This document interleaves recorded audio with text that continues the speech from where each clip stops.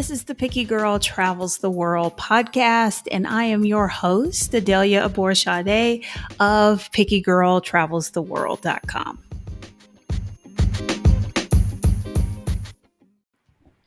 I've said it before, but it bears repeating. The mission of this podcast is pretty simple. It's here to give you what you need to live the life you want. Be that inspiration, permission, validation. You're not too old. You're not crazy. You're not weird or whatever because you want more out of life, because you want to live life on your terms. I'm kind of excited about this episode. My guest this week, I don't know, I guess she inspired me. Even though she's like half my age, she still inspired me. I hope y'all enjoy this episode as much as I did. I'd like y'all to welcome this week's guest, Raven Gaddy. She has lived in Kenya, Fiji, Morocco, Italy, France, and Madagascar. And I'm totally impressed with her language skills. She speaks 4 languages: French, English, Arabic, and Malagasy. So welcome. I'm happy to have you today. Thank you for having me. Okay, so first of all, Madagascar just stands out because I don't come across a lot of people who have visited, let alone worked there, or let alone even speak the language. So would you mind explaining how that came to be? Yes. So I went to Lehigh University for my undergraduate degree, and one of my majors was Africana Studies. I was always very, interested, but also, trying to find that connection between myself and the African diaspora all over the world. And that's kind of what brought me to Kenya. It's what brought me to Morocco, because I was very interested in how the Arab influence on the continent worked out. And I ended up moving to Paris and getting my master's degree and then working in development for the OECD. But I still, had this connection to the African continent. And originally I wanted to stay at the OECD and work there. But many of my mentors, many of the older analysts told me that in order for me to really thrive in that position, that I needed experience on the ground. And the best way to do that was to just kind of point my finger on a map and go teach there to learn about educational systems and how educational development might work. And that's kind of how I found the Peace Corps, because I didn't really want to just hop into some country with no guidance, no explanation, no anything. And when I sent in my application to Peace Corps, I did some research on all of the teaching positions, and I picked the country that not only was part of the continent of Africa, but was a place I probably would never visit, anyone ever visited ever, and kind of just took a chance. And I ended up in Madagascar, and it ended up being one of the best experiences of my life. And so that, I didn't have some great epiphany about Madagascar. It kind of just came across my desk when I was applying to Peace Corps, and I thought it would be, the most wild, outrageous place I could possibly go. Okay, so let's talk about that, the Peace Corps, because even, I know for me, like, I'd heard of the Peace Corps, but I was ignorant in really understanding like that. That was still something people did, was like join the Peace Corps. Was the choice of the Peace Corps specifically because you wanted to spend, that time on the African continent? Or was there some other reason behind you choosing the Peace Corps as your way to do that? Interestingly enough, Peace Corps was something that had always been on my mind, and it kind of resurfaced when I needed it. When I was in my senior year at Lehigh University, I took an undergraduate course with an amazing professor named Dr. Bruce Whitehouse. And he's a white man who also served in the Peace Corps. He served in Mali, actually got stuck there during a coup that was happening at the time, and kind of became the voice on the ground as he, became a freelance journalist. But ironically enough, taking a African development class from a white man was a little, I was apprehensive at first, but he is just such a positive voice of authority. And it really just inspired me that he, went to Peace Corps, served there, created a family there, had this wonderful experience, and he followed it all the way through to academia to then inspire his students. And so I always knew about Peace Corps. It was kind of like a pipe dream for me. I never really thought I could do it. And then it kind of, came back when I needed it most, and ended up being a really, really great opportunity, not only to serve my country and to serve the people of Madagascar, but to really learn about myself and, become a lot tougher than I ever thought I would be. How do you apply to the Peace Corps? Um, you mentioned service because the Peace Corps is, I was going to say, sort of a volunteer organization. I'm not sure if that's It's 100% volunteer. okay. All right. So can you talk a little bit about like how do you even join the Peace Corps? How do you get in? Yeah, of course. So you go on the website, and you first of all, I would recommend doing a little research. Some people kind of just cast caution to the wind and do whatever, but it is a pretty formal application process. So you're filling out all of the standard information, you're sending in a resume, you're writing statements of intent and answering different essay questions about why you think you would fit. And then there comes a point where you can either apply to a country specifically. So I applied to Madagascar specifically, or there's a button that says send me anywhere. So they take your responses, they take kind of how you're feeling and how they see you, and they take your qualifications and try to match you to a country. So some of the people I served with chose Madagascar, but many, many of them kind of just said send me anywhere. And once you get through that first phase, you are chosen for an interview. And the interview I had was very, very tough. Peace Corps takes this very, very seriously. And now coming out of the other side as a volunteer, I see why. But you have a very serious interview. And then if you pass your interview, you are invited to serve. So you're not even a volunteer, you're an invitee. And they send you this mountain of paperwork. So you have to have medical clearance, security clearance. They run your fingerprints and things like this. So there's a very stringent and extensive background check.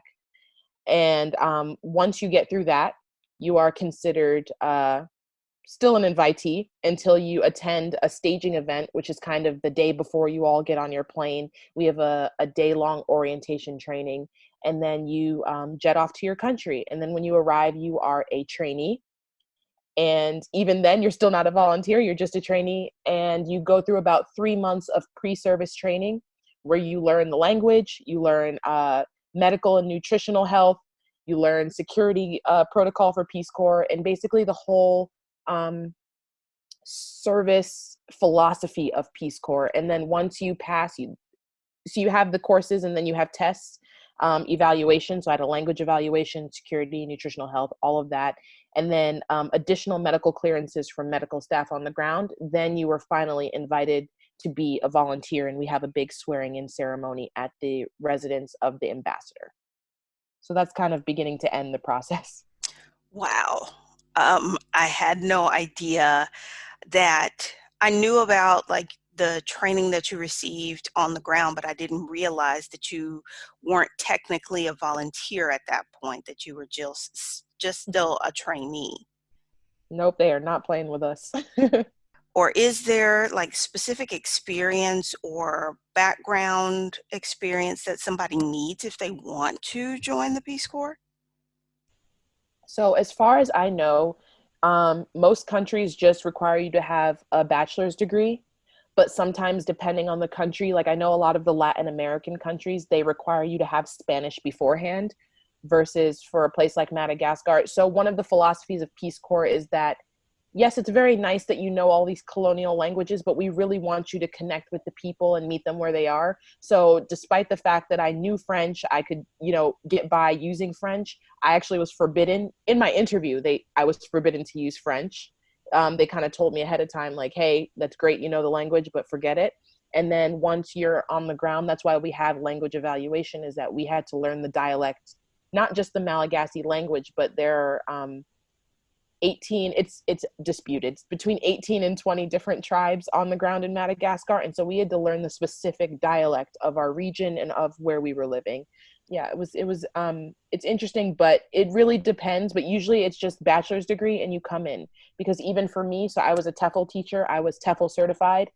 I had no teaching experience. I was a nanny while I was living in Paris, and I was teaching, the kids a little English here and there, but I'd had no formal training. But all of that was provided to me both during training and throughout my service. We had different checkpoints we had to reach. You sign up to volunteer. How long is the commitment? So we are required to commit to 27 months. So that is 3 months of training and then 24 months at site. Although you can extend, I actually had it planned on extending before we got evacuated, and they have different extension options. So they have something called PCVL, Peace Corps Volunteer Leader, where you're basically assisting with the training of the new volunteers coming in for your sector. So I would be helping to train the new teachers coming in, or you can extend for 12 months for a year at USAID or another type of organization. There we had people at World Food Program, USAID. You can extend at the Peace Corps headquarters. It's really just dependent on what opportunities they have. This might sound kind of random. I don't know what kind of crazy questions you might have gotten, when people talk to you and they find out that you were in the Peace Corps. But do you feel like there's any kind of, like, you chose to join the Peace Corps partially because you wanted to get some experience on the ground in development? But I know that there are people who join for other reasons, and some people join because it's like, I don't have anything to do for the next 2 years. Um, do you feel like, not in your case, but in other cases, that being out of, how do I want to say this, like out of the rat race for 2 years is sometimes detrimental to people who want to, or is that time ever seen like as an employment gap or as a negative thing? I guess that's the root of my question. So I think that's a good question. And I've gotten this question before, and really bizarre questions. So don't worry about asking me. But I think it really depends on whose perspective you're talking from.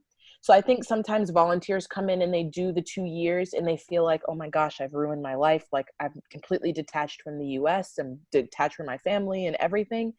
But from a professional standpoint, I've never encountered anyone who saw Peace Corps as an employment gap. If anything, it's something that has enhanced my life, because while it's really great that I can tell people, I worked at the OECD, which is the Organization for Economic Cooperation and Development. It's this very huge, very distinguished international development organization, economic development.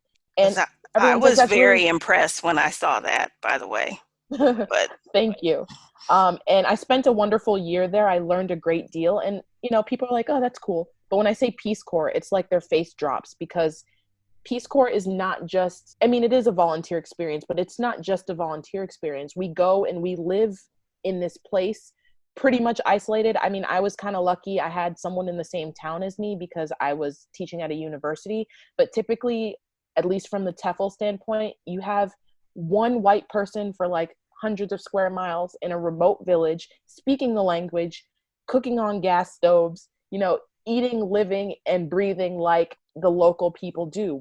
That's what Peace Corps prides itself on, is, we live like host country nationals, and we really understand more than the typical tourist might. And so when I talk to people about Peace Corps, they think it's just such a wonderful thing, because I think in, like, at least when people Google Madagascar, especially where I was located in a place called Diego Suarez. It's on the north coast. It's beach. It's beautiful. It's hot. And people think I was living, this very vacation-y type life. But, speaking with my family and keeping in touch with friends who've also done Peace Corps, they know it's hard. Every single day is some sort of obstacle, some sort of struggle. And you meet it in the middle, and there are a lot of wonderful experiences, but at the same time, it's a hard thing to do. So I don't think it's a waste of time. I don't think it's an employment gap, but I think sometimes it's easy for volunteers to come back to the US and be very discouraged and feel that way. There was something you said that made me wonder about this. Like, typically, do Peace Corps volunteers, they don't typically look like you, do they? No, they do not. Okay. They do not. So I'm curious as to how were you received by the local population, not Yeah, looking this like a typical Peace Corps volunteer? yeah, so this is a big thing that I actually struggled with during Peace Corps, and then toward, as I got to be a Zuki, as we call an older distinguished volunteer, a big sister, as you will. I kind of was something I was working on and then got interrupted. But I think it depends on your country. But for Madagascar in particular, Madagascar is a very interesting place, because it's not on the continent, but it's part of the continent. There was transatlantic slave trade going on there, although it sits in the Indian Ocean. But the Malagasy people have a very interesting understanding of visa, or foreigners. So at least in my region, in the northern region, there are a lot of French people. Madagascar was colonized by the French in the past. And there are a lot of French people where I lived rather. And so when they think of visa, when they think of foreigner, it's only white people. Americans to them are French. British people are French. Everyone's French. And then I come into training. So I lived on the coast, but my training was in the highlands, in the center of the island. And there's an interesting, I don't want to call it racial dynamic, but I'll say ethnic dynamic between the people of Madagascar, because the people on the coast, they look like me. They have very African influences. There are Bantu origins there. And people in the center have more of an Asian influence. So their hair is very straight. They look very Asian, although they're very brown. And there's a little bit of a class disparity there. And so coming into training, I had a wonderful host family, probably the best host family in my cohort. Don't tell anyone. But walking around that village was very isolating. I felt unwelcome. I felt hated. I felt like no one wanted me there. Although my family was like, oh, you look like us. We love you. She's our favorite. We have the best volunteer. And then when I traveled to the coast, both for my week-long site visit, and then eventually when I stayed at my site, I felt very welcomed by my peers because I looked like them. But there was still some, how do I word it? There was still some doubt about who I was. My students every day asked if I was really American. Some of my students spread rumors around the school that I was actually Malagasy and that I was lying about who I was. And anything I said was immediately called into question based on how I looked and how people perceived me. And I think it was amplified because there was another volunteer who was teaching at the other university in my town. And he is a white man. He has a PhD. He's a little older than me. So he has the beard. He's a little gray. So the beard, the gray, the whiteness, the maleness, because, gender is also a dynamic in Madagascar, made him more credible than me. Luckily, he was a very, very good ally, and he was always, checking people on my behalf. Like, he was my biggest advocate, even more so than myself. But, it was very difficult for me to navigate my service and defeating at times, especially, when I first got there. I wasn't really good at the language. I couldn't speak, and everyone just, made it into this huge joke. And so navigating being a Black volunteer, I think in any Peace Corps country, but particularly Madagascar, was tough because, Madagascar is the 5th largest island in the world. I don't know if you knew this, but it's the 5th largest island. And so it's quite big. And there were only maybe about 20 Black volunteers on the entire island. So it was a lot to deal with. And, it made me stronger, and it made me, approach leadership. And I actually started a committee for volunteers of color, and I tried to open up a lot of conversations and attend panels for new volunteers about navigating being a person of color. But yeah, it was a struggle. That's very interesting, and not necessarily what I kind of expected to hear from you. That's really interesting, but definitely underscores the fact that, and very much ties to the next thing I wanted to ask you about. Ethnic and cultural issues are far more complex in Africa, I think, than those of us in the West and in the United States in particular really, really understand. everything in our world is very much geared about race. And Mm-hmm. I think people would think like, oh, she's black, they're black, you know, it should have been like, welcome home, sister. Mm-hmm. And that was not necessarily your experience. So let's talk about like the realities of life in Africa. You've lived in Kenya, you've lived in Morocco, you spent a significant amount of time on Madagascar. There are a lot of Black Americans looking toward the continent as a possible place to relocate, especially Mm-hmm. given our treatment in the United States. Because of my own practical nature, I'm like, okay, let's kind of step away from these images in our head and let's talk about what is it really like living there. Mm-hmm. So I would love it if you would speak to that. Yeah, I mean, I think a lot of my travels have motivated, like I've had that motivation in my head, like I want to go home. I want to feel at home. I want to go home and not just have problems. But I think, like you said, things are a little bit more nuanced than the immediate thought of we're black, let's go where the black people are, we're all the same. You also, I think, if you're going to move abroad or spend time abroad, it's really important to do your research, because like let's take Morocco for example. So Morocco, northern Africa, that region has a lot of Arab influence, right? But that doesn't necessarily mean that everyone gets along. There is kind of like I would say a struggle between the blackness and the Arabness of the country, versus like when I would go there, I would say, "Oh, we're African," and they're like, "We're not African, we're Moroccan." They don't really. I don't want to generalize. Through my experiences, a lot of the Moroccan people I spoke to did not identify as African. They identified as Moroccan solely, despite the fact that the ground I was standing on was on the continent. And there are also a lot of sub-Saharan migrants moving up through Morocco trying to get to Europe for various reasons. Usually they're fleeing some sort of conflict. And there's a lot of violence toward those people. So there's not the unity that you might expect. And for me, living as a student abroad, I was fortunate enough to study Arabic beforehand. So when I was speaking to people, typically they would speak to me in French because they assumed that because I'm Black, I'm sub-Saharan African. At the time, my French was nada.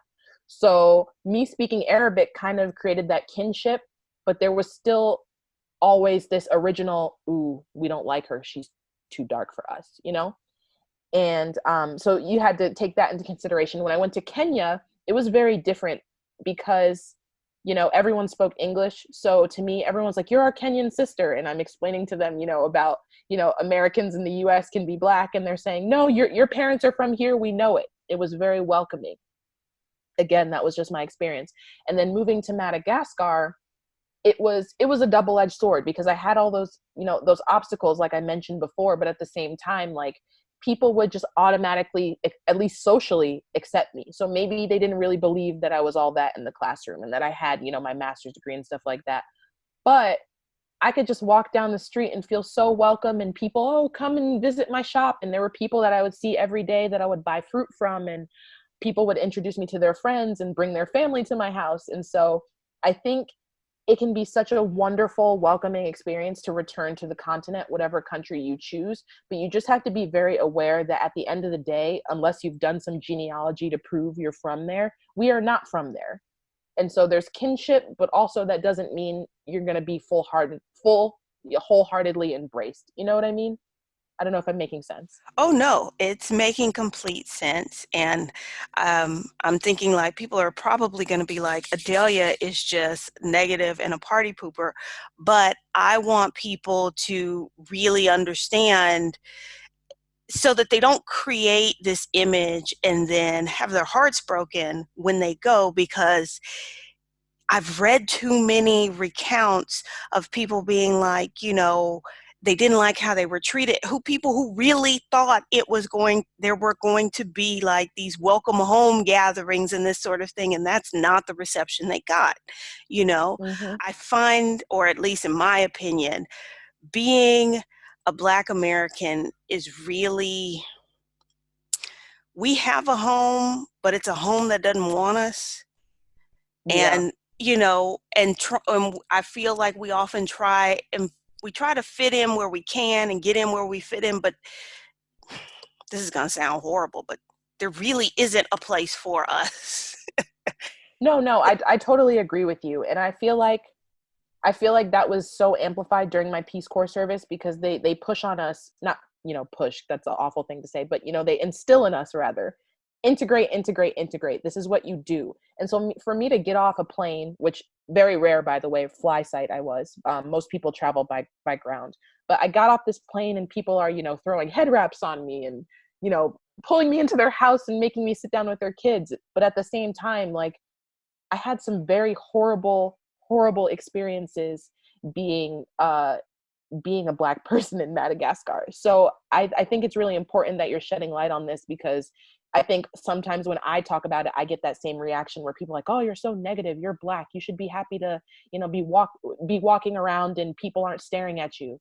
And I'm like, "Yeah, that's nice, but that doesn't mean there aren't issues. There are always obstacles in everyone's way." And then let's talk about the realities of life in Madagascar, Mm-hmm. because what was it? A year ago, I was actually considering a teaching position there, and I had to have a little talk with myself about what is life really going to be like on an island all the way in the middle of nowhere. Like, given the lifestyle that I am used to living, is that really the right choice for me? I spoke to someone who lived in Nigeria, and she talked about, like power outages and, those kinds of things that those of us who have lived in the US, that's not in our everyday. So what was Mm-hmm. that like, kind of just day-to-day life in Madagascar? So I think day to day in Madagascar is really dependent on where you live. So we had our training outside of the capital, and the capital, I think, the capital is called Antananarivo, and it's everything's very modern there. You see a lot of, as far as housing goes, you do see traditional Malagasy houses, but because there are so many foreigners there, it's a little bit more modern than the typical city. I lived, so I, like I mentioned before, a lot of volunteers live out in the village miles away, no electricity, no hot water. They're getting water from wells and things like that. And even when we were living in the village where I trained, my family had electricity, but I was still getting my water from a well. Where I was stationed, it was a city. I would consider it a town, but it was considered by Malagasy standards a city. And we had some modern comforts, but there was still an adjustment period. So I was a volunteer who was very lucky to have electricity, but we had power outages whenever it felt like it. It could be for 5 minutes, it could be all day, it could be all night. Um, as far as I had running water, but again, sometimes the power went out, so the water didn't work, and I'd have to go fetch water. Or same thing with my site mate, who he didn't have water in his building most of the time we served, so he was getting water from wells. I think, how do I put this? I feel like for me, I don't know how realistic of an answer I'm going to give you, because I was there for so long that I'm just used to a lot of things. As far as like internet goes, internet over there is really slow. I didn't have internet in my house. I had to walk to a hotel. And then again, it depended on if the internet was working that day, if the power went out, if it didn't. But I think considering moving abroad when you're in the US is difficult, because you have to think about how much you're willing to give up. And I think coming back now that I'm sitting here in my house with, with my Wi-Fi and, everything's very constant, it doesn't feel so normal to me versus when I first left, it felt really normal. So I think depending on where you live in Madagascar, you can live very comfortably. It's just always an adjustment period, because I know like in Tana, the capital, Tana is for short. Um, I have a lot of foreign friends who are teachers at international schools and things like that, and they're like, "Oh, the power went out today for 20 minutes, and it was such an inconvenience." Versus like I'm living in a youth center in a tiny one room place, and my power's been out for 8 hours, and I'm charging on a charging bank that I don't know when I'll be able to rejuice. So I think it can be a very stressful experience, but if you're really open to it, then it won't be so bad. What was the best thing about living in Madagascar? By far, the people. Because as many issues as I did have, either with sexual harassment or just like people getting on my case, I had so many people just like seeing me on the street and welcoming me in. Unfortunately, my host family through Peace Corps wasn't so great. They had personal problems and that were projected onto me. But there was a woman who kind of took me in as her daughter and checked on me every day, and took me to the market and showed me how to do things, practiced the language with me when people were too frustrated. And I just think community is very centered in Malagasy culture, and that's constant throughout all of the tribes, throughout all of the different land spaces and geographies. And just to be in a place where like just every day someone's checking on you, bringing you things when you're sick. Like, I never told people I was sick in Madagascar, because culture is, if someone is sick, you go to their house and you sit with them until they're better. So like you could have 20 people sitting in your house bringing you fresh fruit. And of course, living in a tropical climate where there's mangoes and star fruits and lychees and things I'd never tried before, it was just a lifestyle that, although it was very difficult some days, just made me really, really appreciate life. Everything there is, very hurry up and wait. Everything's slow. Everything is just relaxed. And I think I really, really miss that looking back. And so, yeah, just the people in the community were fantastic. I can't imagine everybody showing up to sit with me until I'm well. Like the introvert in me kind of recoiled as soon as you said that. I know exactly what you mean. And I was the same way. The first 4 months I was at my site, unfortunately, my school was on strike. So the education system has a lot of challenges, and coming with that is pay. And so the teachers go on strike. And so if you can imagine like me sitting alone, not speaking in the language, like not leaving my house for 4 months because I was afraid people were going to try to talk to me and like come to my house and things like that. It was just like, looking back, it's hilarious because I was like, what's wrong with me? But once I learned the language, it got better. But I'm more on the introvert side too.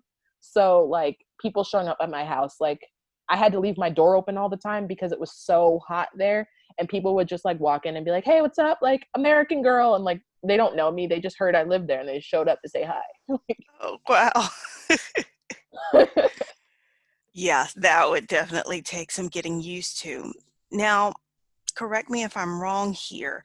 When the pandemic was declared, you all were, I don't, I'm struggling for the proper word, because I had read an article about this long before I even knew I was going to get a chance to talk to you. And I'm trying to think, there was a term they used in there, but your service was kind of cut short, was it not? Mm-hmm. Yeah, we Um, were all evacuated. and so you were evacuated back to the US? Yeah. Well, oh my gosh. So let me explain that journey. So I was already a mess because I was supposed to actually lead a panel on diversity for the incoming trainees. We had 60 new trainees sitting there waiting to, go off into the service world when this all happened. And so they called me because I had already scheduled a flight. And they said, hey, mind you, Black girl, I was getting my hair braided. I was trying to look cute. I got my nails done for this. And they said, hey, Raven, we need you when you get on your flight to come to the panel. That's it for you. Can you pack up your entire house and, meet us in the Capitol? And so I had to sit there for 5 hours stressing out, getting my hair braided. I had packed up my entire 2 years of, well, not 2 years, 19 months of life, and had to put it all on a plane and get to the Capitol. Meanwhile, they were sending out messages to everyone else. So the people in the deep South who have to fly, they had to pack. My region mates had to drive up to where I lived to evacuate and fly out. Everyone else had to drive in by land. And I think they were able to do it with a little less than a week. They got all 250 of us out of the country. But because COVID was hitting, the Malagasy government was just finding out about it. They said, oh, no, we're shutting this down. They had already turned away flights from Mauritius. They had turned away flights from Italy because Italy was the hotspot at the moment. And so they were shutting down the regional airports. So they had to scramble. They had to charter flights to get my region mates out, charter flights to get the volunteers from the South. When they all finally got us to the center, we had to hurry up and do all of our closing of service tasks. So we were all running around the Capitol trying to close our bank accounts and meet with the medical staff and have COVID training and all of that. And then they chartered a flight. Thank God for Ethiopian Airlines. They chartered a flight to get us out, but we were only able to get to Ethiopia originally. So we get to Addis, and they put us up in a very nice hotel. I was very pleased, having been through all that stress. But we were met by, it was us, Peace Corps Malawi, Peace Corps, like at least 5 other Peace Corps African countries, and we're all just in this hotel.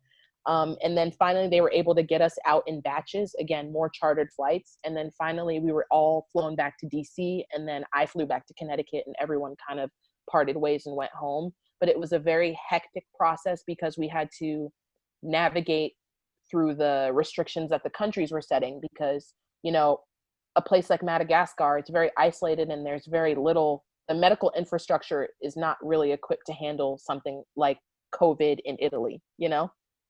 So we kind of had to navigate. They got us out quickly and I was very impressed, but man, was it stressful, because even when we were in Ethiopia, they kept changing our flight times, pushing it up, pushing it back, loading our luggage, unloading it. So we got home, we did it, but it was probably the most insane thing I've ever done in my life. Find this question too personal, but the article that I read said that when you all got back, you were all fired via email. It's not too personal. I don't know. I see it from a different perspective. I think Okay. also me, so I'm going to be 27 in August, and so I came in at 25. I'm a little bit, I mean, we have volunteers as old as 60, 70, 80, but the typical volunteer is about 22 years old. And so me coming in at 25, I have a little bit more of a complex perspective on it. And I didn't really see it as us being fired through email. I saw it as, this is what Peace Corps was able to do in the time that they had. There had been Peace Corps evacuations in the past, but there has never been a Peace Corps evacuation to this scale ever. They literally sent everyone home. I'm trying to think how many thousands.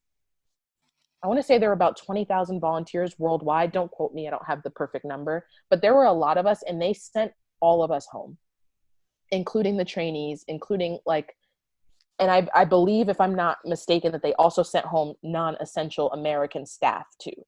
So yes, a lot of conversation was through email, because like you can't call people. We didn't even have our Malagasy phones anymore. And it was a little harsh to be like, hey, we're done. Yeah. But I don't really see it as like fired. I mean, what other choice did they have? Were they going to call all 20,000 people originally and be like, hey, you know, how are you feeling? How are things? I mean, it was just a lot going on, and I don't really see it as, you know, they dumped us, because they really had no other choice, because we're not allowed. The reason we were evacuated, because at the time we didn't even have COVID in Madagascar. They knew it was coming, but like they didn't have COVID. But Peace Corps is not allowed to keep volunteers in countries where we can't be medically evacuated. So if I broke my leg, I can't get medical attention in Madagascar. They would have to fly me to South Africa, which was already closed. So they had to bring us all home for our own safety. And it really, really sucked. And I think there are a lot of emotions associated with it. I mean, I was crushed, but I don't know. No comment on that Well, article. no, I'm glad to get your perspective, because from the article I read, I think there were a lot of people who maybe didn't understand the gravity of the COVID situation, and they were hoping that like, oh, this is a temporary thing and we'll be able to go back. They had talked to some people who felt like they were abandoning their site. Like, Hmm. I could do more good if you let me stay here. But like what you just told me about the policy that they've got to always be able to medically evacuate you, well, yeah, that totally makes sense why they would maybe look at the situation and decide there's no way we can keep people safe and keep people in the field. So yeah, we got to pack it all up. But before you had this whole fabulous life as a Peace Corps volunteer, and before you worked at OCED, which again, I still find very impressive. But before all of that, you attended the American University in Paris. Hmm. Okay, so let's talk about that. So I'm always impressed when people choose to attend university outside the US. So how did you decide to go to Paris? So this actually all started when I was about 14 years old. So I'm from a single parent household, but I was fortunate enough to get a scholarship to go to a private school since I was 5. And when I was 14, they had this trip. It was like a 10-day trip to Italy, you know, kind of just like the highlights. And I was like, Mom, I really want to go, but you know, I know it's expensive. I know I don't have a passport. And my mom was like, you know what? And my mom's always said this. She was like, if you want to do it, there's a way it can be done. We're going to do it. And she, we finagled, we did what we had to do. And she sent me on this trip to Italy. And like, it was the one time I was ever homesick. I remember one of the nights I was there, I was like crying because I wanted to come home. But overall, it was just like this life-changing experience for me. And I was just like, I don't, I don't believe that people never leave the US. Like, why would anyone want to stay here? And it kind of just like began that like, quintessential wanderlust type journey for me. And I was able to get into this boarding school called Choate Rosemary Hall. It's a prestigious prep school. And I was very fortunate to, get a scholarship there. And I was chosen to be, they had this scholarship at the time called Choate Scholars, and it was for students that they identified potential leadership qualities in. And under my scholarship, I was able to travel again. So I spent one trimester in Rome. So I went to a boarding school in Rome for a trimester. And then that next summer, I headed off and I was in Fiji for a month, and I got to stay in Fiji. And it kind of just, it kind of snowballed from there. And when I went to Fiji, I went through this program called Rustic Pathways. And they had this program where if you attended, then your sibling could go the next summer for 50% off. So my brother and I went to Costa Rica the next summer together. And next thing you know, here I was in university. Well, I was applying to universities, and I found the American University of Paris. I'd always wanted to go to Paris. And my mom was like, you know what? Apply. Why not? And I got in, and they had rolling admissions. And so I got in pretty quickly. And we did some research and found out that at the time, it's changed since then, but at the time they didn't have housing for their undergraduates. And my mom looked at me and said, if you think that I'm going to send an 18-year-old off to live in Paris in an apartment by herself, you've got another thing going. And I was heartbroken, but it all worked out because then I got my scholarship to Lehigh.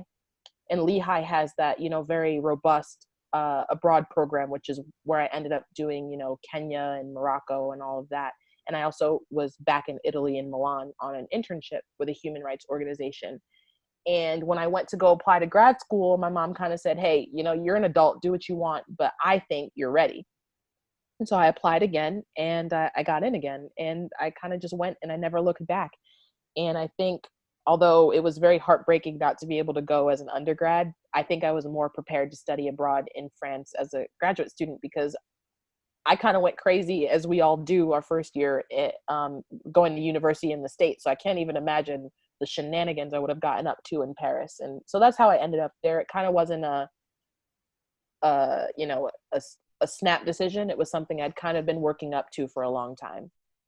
Well, yay for your mom being like, yeah, go for it. Here's hoping that moms are more like that. Now, part of the process for you to attend university, you needed a student visa, correct? Yes, but it was made a bit easier because the American University of Paris is actually, it's considered an American, like part of the American university system.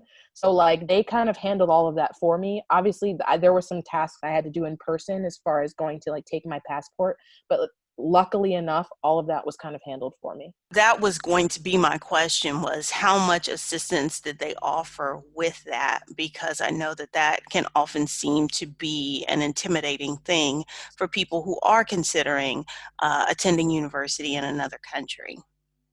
I mean, for me, the only advice I can give is to just like push through, because no matter if you're going to a country that is not particularly familiar with Americans, or, not super friendly toward Americans, the passport process is always just going to be difficult and annoying. And you're just going to have to, if you really want something and you really want to go, you'll just push through, because it was the same thing for Peace Corps. Like Peace Corps tried to make it easy for us, but like there was still so much we had to do. They mostly handled the passport stuff because they had a special Peace Corps passport for us. But there's still always going to be those bumps and trips and extra steps and going over things multiple times. So, I mean, I guess that's not very comforting, but it's kind of just like, it happens. Well, sometimes the reality of life is things aren't going to be easy or going to be comfortable, and that's okay. Um, I'm very much about keeping it real and not sugarcoating things, often to the chagrin of my children who would often tell me like, could you at least, try and soften the blow a little bit? And I'm like, well, they won't do that in the real world for you. So, you know. Mm-hmm. So true. Now, do you have any advice to someone who might want to attend either undergrad or graduate school abroad? I would just say really do your research, because I think one thing that I didn't really do when because I came in as a grad student, I wanted to save money, so I was a nanny, and the family I ended up with at first wasn't so great, and it ended up being like a whole firestorm of craziness. I would say really, really do your research, whether you're going somewhere like Italy, where everyone's been, or France, where everyone's been, or you're going all the way to Africa, or anywhere. Just really do your research and be ready. And I know it's really hard to ask yourself, how am I ready? But I think if you're making the time to do extra steps, you're making the time to do the research that proves you're ready. Don't just go somewhere on a whim. I would love to be one of those people to tell you, like, traveling is just throwing a dart at the map and just going there. Like, I'm not that person. I'm a planner, I'm organized, and I think it has really helped me when I travel abroad. Like, one thing I can boast is I've never been robbed abroad. I've never been mugged. I've lived in multiple types of neighborhoods. I've always been safe. And I think that is due to the planning and the organization and just being aware that you are not in your home country. I mean, we even have risks that we take in the country that we're from. So don't kind of minimalize it in the state of, oh, it's wanderlust, I'm magically journeying around. You really have to be prepared for the ramifications of going somewhere you've never been, or if you have been there, having an experience you've never had. I'm just kind of curious. You were allowed to work on your student visa? So for student visas for France, you're allowed to work part-time. So I wasn't allowed to, work all day. I was only allowed, I forget how many hours a week, but you're allowed to work part-time. You're not allowed to have a full-time job. Okay. Well, no, I always I think that information is important to know. My youngest daughter was considering studying in Germany, and one of Mm-hmm. the draws was, hey, at least on the German student visa, you're allowed to work 20 hours a week, Mm-hmm. because that can make or break somebody's situation financially if they cannot work and it's one of those countries that requires them to show proof that they've got X amount of money, to be able to support themselves or whatever. Exactly. So, Yeah. were you a nanny or an au pair? I was an au pair. Oh, I say nanny all the time because sometimes when I say au pair, people have no idea what I'm talking about. oh, okay. And is there a difference? I'm not really sure of the difference. I think the difference is that an au pair lives with you and a nanny is kind of external, but don't quote me on that. I mean, I've done both where, for example, when I first got to Paris, I was living in and I was technically only working the 20 hours a week or whatever the case was. But obviously if you're always there, you're always helping. Versus when I was interning at the OECD, I was an intern at first and then I became a consultant. I wanted a little extra money because I was selfish and I wanted a dog, and I actually got the dog. But I was doing a live out position where I would go from work. I would get the little kids. It was two little toddlers. I'd pick them up from their school and then take them to the park, and then the parents would come home and then I'd go home. So there's also different options depending on the needs of the family and also your needs as well. Asked you what it was like being a Black person living in Madagascar. So I Mm-hmm. guess I should ask you the same thing about living in France. Man, Paris is so bizarre to me when it comes to that because one thing I noticed is that I feel from my perspective that in France it's not so much about race, because they have, at least in the ideal in Paris that I learned was that, like, it doesn't matter what color you are, you're French. If you're French, French comes first. If you're not French, then that's a different conversation, but French identity overall. And so when I was walking around at first, I didn't really speak any French. Well, and bonjour, typical stuff. But I didn't really speak French. And I think people assumed that meant I was some sort of African immigrant, and I was treated very, very poorly, you know? And then I learned how to say in French, I'm sorry, I'm American. And when they heard American, it was kind of like, oh, I was this instant celebrity. And so it wasn't so much about the color of my skin so much as it was about my origin.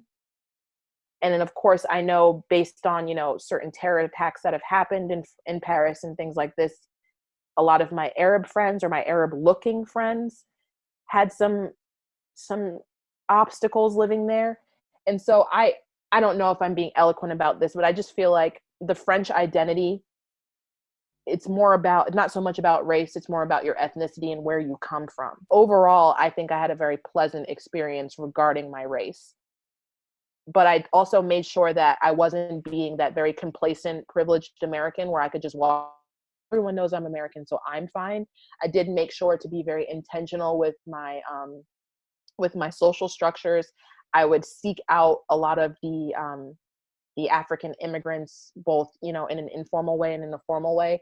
I think one of the coolest things I was able to discover is that there's a very, very large faction of French Africans living in Paris who are very fashionable. They have fashion lines and stores and restaurants and all that stuff. So it really made my experience pleasant because they were quite welcoming of me as well. That is always, I think, complicated is not, to say the least. You know, navigating that space because we have certain privilege because we're Americans. It's like, Hmm. you're black, but you're an American, Yeah. you know, and how you said that you didn't just sit back and be like, okay, well, I'm okay, but I know it can be tempting or very easy to kind of wrap ourselves in that privilege and Hmm. maybe not pay attention or as much to what other Black people from other places are having to deal with. And I think Because that also really prepared me for Peace Corps because, like, there were times where I could just say I was American and people would leave me alone in Madagascar. But at the same time, like, me not taking that for granted from my experiences in Paris, I was able to connect with and identify other issues because, other than, you know, in Peace Corps, we do have our primary project. My primary project was education and teaching English,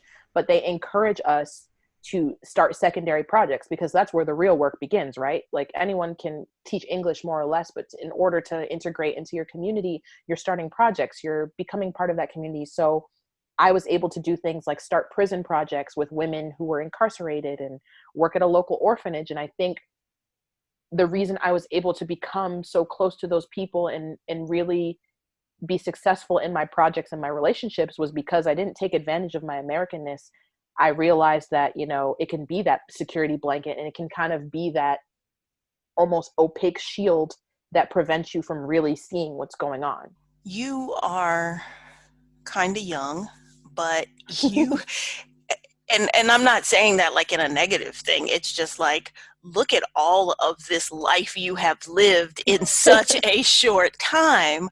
What do you see as next for you, you know, once you aren't grounded in Connecticut anymore?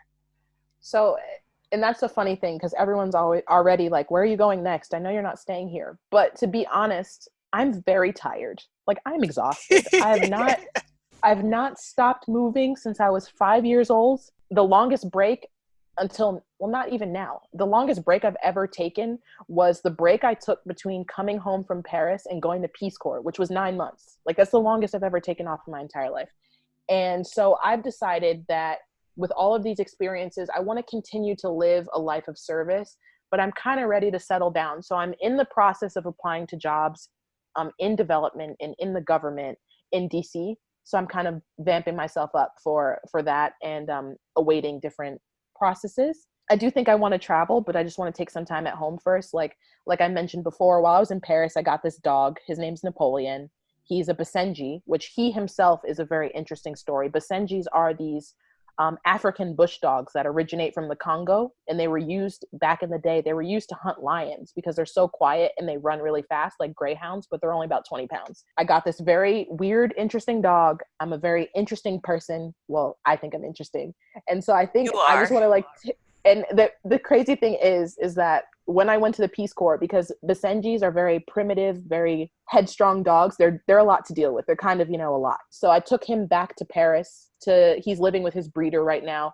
But now we're fighting with, the French government to try to get him home because COVID. So I've been dogless and we're still working on that. But my plan is to just get him home, move to DC, start a job, and just try to do some community projects, try to just like really be an adult and be somewhere for more than 2 years at a time, and just enjoy life a little bit. I think I'll get another dog because like he's kind of lonely, and but just kind of be like a regular American person. Like, not that there's anything wrong with being a traveler, not that there's anything wrong with being an American, but I kind like a stationary American, but I kind of want both now.